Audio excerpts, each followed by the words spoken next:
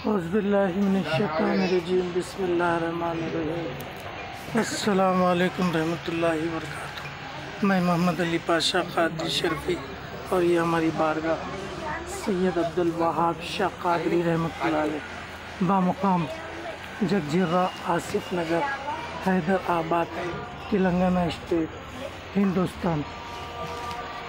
आपकी सालाना फ़ातिहा 11 मुहर्रम को होती है।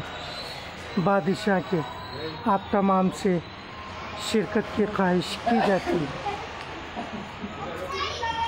लब पर अगर रहे तो तेरी गुफ्तगू रहे, दिल को अगर रहे तो तेरी जुस्तजू रहे। तू रूबरू नहीं तो कुछ रूबरू नहीं, तू रूबरू रहे ये आबरू रहे। ये इंतजा है आपसे सरकारे दो जहां, महशर में इस हफीज़ की बस आबरू रहे। अल्लाहुम्मा सल्ली अला सय्यिदिना। अस्सलामु अलैकुम रहमतुल्लाहि व बरकातुहू।